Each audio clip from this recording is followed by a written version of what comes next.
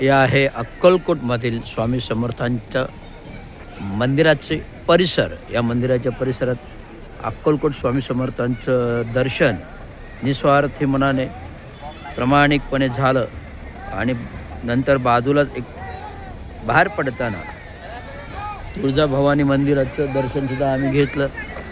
अशा प्रकारे एक चांगल्या प्रकारचं संपूर्ण कौटुंबिक दर्शन झालं, जो बऱ्याच वर्षातून मी आलो आणि दर्शन झालं.